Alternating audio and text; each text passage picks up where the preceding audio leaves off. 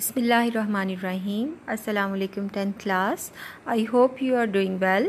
Today it's our lecture number 14 and the topic is homeostasis in plants. In our previous lesson we studied about the removal of extra carbon dioxide and oxygen, and today we will study about removal of other metabolite. So key points are removal of metabolic waste, hydrophytes, xerophytes, halophytes and all details related to these types of plants. First of all, what is metabolic waste? Any material that is produced during body metabolism and that may harm the body is called metabolic waste. Metabolism होता है plant body के अंदर, कोई भी chemical reaction होता है और उसके रिज़ल्ट में जो वेस्ट मटेरियल बनता है वो असल में मेटाबॉलिक वेस्ट होता है, यानी ऐसा वेस्ट जो कि किसी रिएक्शन के रिज़ल्ट में बनता है और वो बॉडी के लिए नुकसानदेह भी होता है। ठीक है, जैसे ह्यूमन बॉडी में कुछ वेस्ट मटेरियल जो है वो यूरिन है, ठीक है, इस तरह से। इसी तरह से प्लांट्स में भी डिफरेंट रिएक्शन के रिज़ल्ट में जो वेस्ट बनते हैं उनको मेटाबॉलिक वेस्ट कहते हैं। अब हम इसकी कुछ इम्पॉर्टेंट पॉइंट्स देखेंगे कि मेटाबॉलिक वेस्ट जो है उससे प्लांट्स जो हैं वो छुटकारा कैसे पाते हैं, how they get rid of. Seasonal leaf fall, आपको पता है कि हर ऑटम सीज़न में जो प्लांट्स हैं उनका लीफ फॉल होता है, जिसके रिज़ल्ट में जो मेटाबॉलिक वेस्ट है वो लीफ के अंदर जो है वो एक्यूमुलेट होना शुरू हो जाते हैं और फिर वो येलो होना शुरू हो जाते हैं, अल्टीमेटली वो नीचे फॉल कर जाते हैं और फिर they become part of soil. Plants shed leaves yearly, remove extra material during fall. However, it's a secondary function. Material may stay as calcium oxalate crystal. अगर वो ना भी गिरे, अगर वो पौधे दरख्तों से ना भी गिरे तब भी वो ऊपर एग्जिस्ट कर सकते हैं और उनके अंदर जो वेस्ट मटेरियल है वो कैल्शियम ऑक्सलेट की फॉर्म में आ सकता है। ठीक है, storage of harmless waste. Plants deposit many metabolic waste in the bodies as harmless insoluble bodies. For example calcium oxalate. ठीक है, प्लांट अपने अंदर बहुत सी हार्मलेस इनसॉल्युबल जो मेटाबॉलिक वेस्ट हैं वो अपने अंदर एक्यूमुलेट करते हैं। For example calcium oxalate. Calcium oxalate is deposited in the form of crystals in leaves and stems. For example tomato. ठीक है, टोमेटो का अगर आप लीफ देखें, कहीं आप प्लांट देखें टोमेटो का, तो उसके स्टेम पर और लीफ पर क्रिस्टल्स जो होते हैं कैल्शियम ऑक्सलेट के, उनका एक पेक्यूलियर टेस्ट भी होता है। ठीक है, तो ये उसके ऊपर एक्यूमुलेट हो जाते हैं उन प्लांट्स के ऊपर। अब ये फर्दर कुछ टाइप्स हैं मेटाबॉलिक वेस्ट की, जैसे कि रेजिन है। रेजिन जो है वो कोनिफेरस ट्रीज, ठीक है, उनके अंदर आता है। गम जो है वो कीकर में प्रोड्यूस होती हैं। लेटिक्स जो है वो रबर प्लांट्स में, ठीक है, जो वाइट मिल्क जिसको कहते हैं और बाद में उससे जो है वो रबर बनाई जाती है। म्यूसिलेज कार्निवोर्स प्लांट और लेडी फिंगर। लेडी फिंगर का आपको पता है भिंडी, ठीक है, इसके अंदर जो आपको म्यूसिलेज सा मटीरियल, लेसदार सा मटीरियल मिलता है, that is also a part of metabolic waste. The next topic is osmotic adjustment in plants. Today we will also study about how plants adjust their osmotic pressure. On the basis of the available amount of water and salts, plants are divided into three groups, right?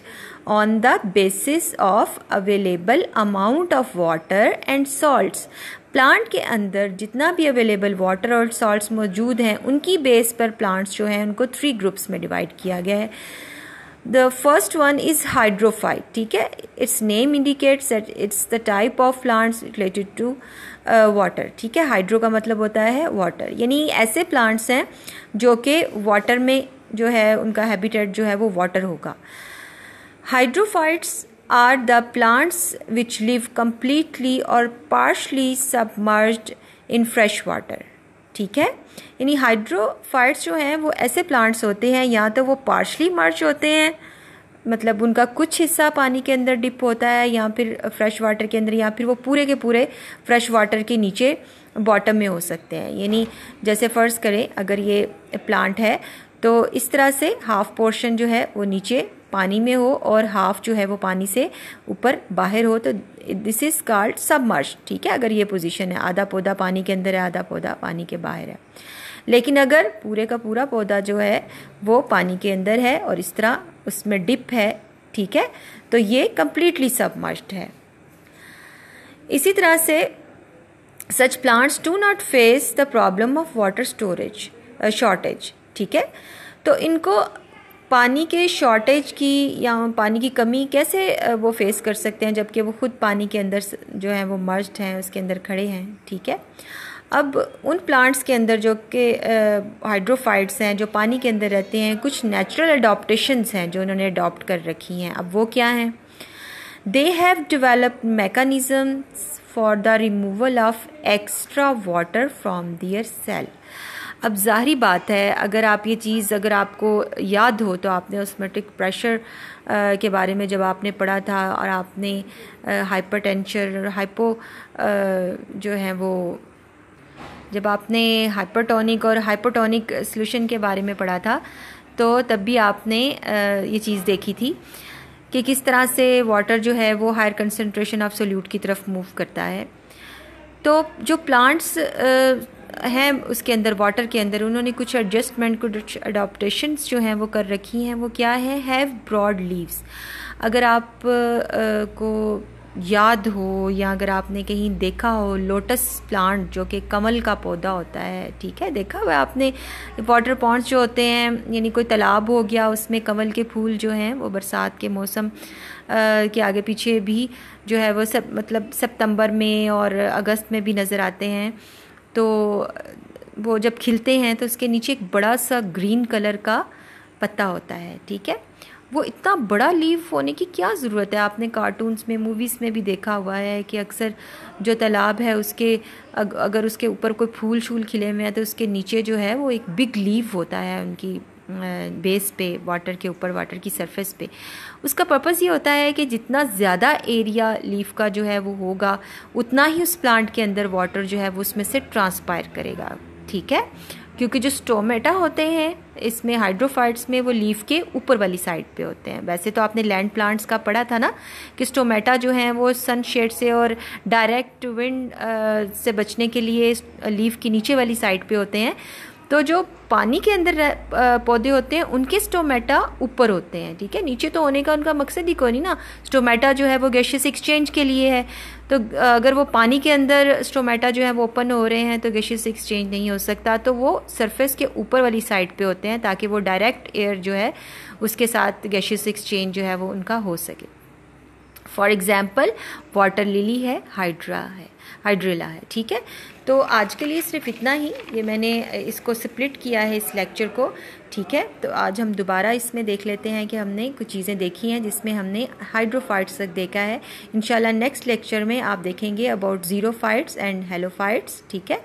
तो today we study about the second part of homeostasis in plant, that is removal of other metabolic waste। and metabolic waste क्या होते हैं? किसी भी chemical reaction के result में बनने वाले जो मटेरियल होता है जो हार्मफुल भी हो बॉडी के लिए, that is called as metabolic waste. जैसे कि सीजनल लीफ फॉल में आप देखते हैं कि प्लांट के अंदर मौजूद जितने भी जो वेस्ट मटीरियल है वो सारा लीफ के अंदर कलेक्ट हो जाता है और फिर जब फॉल सीज़न आता है तो पत्ते गिर जाते हैं। लेकिन अगर वो ना भी फॉल हो तो कैल्शियम ऑक्सलेट की फॉर्म में, क्रिस्टल्स की फॉर्म में ये लीव्स के अंदर स्टोर हो सकते हैं। तो ये एक सेकेंडरी करैक्टर है लीफ फॉल। कैल्शियम ऑक्सलेट के क्रिस्टल्स आप ऑब्जर्व कर सकते हैं टोमेटो प्लांट के अंदर, उसके लीव्स में, उसके स्टेम में, ये आपने आज देखा। इसके अलावा भी आपने देखा कि कुछ मेटाबॉलिक वेस्ट रेजिन्स की फॉर्म में कॉनिफरस ट्रीज में, यानी गूंद की तरह की एक चीज़ होती है, सख्त सी येलो सी, ठीक है, वो निकलती है। गम्स भी गूंद की ही किस्म है जो कि कीकर से निकलती है, ठीक है। लेटिक्स है जिसको रबर प्लांट में से निकलता है, वाइट कलर का मिल्क जिससे बाद में रबर बनती है। म्यूसिलेज कार्निवोरस प्लांट में इसलिए म्यूसिलेज ज़रूरी है कि उसके पास जब फ्लाई या इस तरह के बाकी इंसेक्ट्स जो हैं उसके पास आते हैं तो वो म्यूसिलेज की प्रेजेंस की वजह से उसके साथ स्टिक कर जाएं और वो उनको खा ले अंदर और उनकी प्रोटीन यूज़ कर ले। और लेडी फिंगर की मैंने आपको ऑलरेडी बताया है।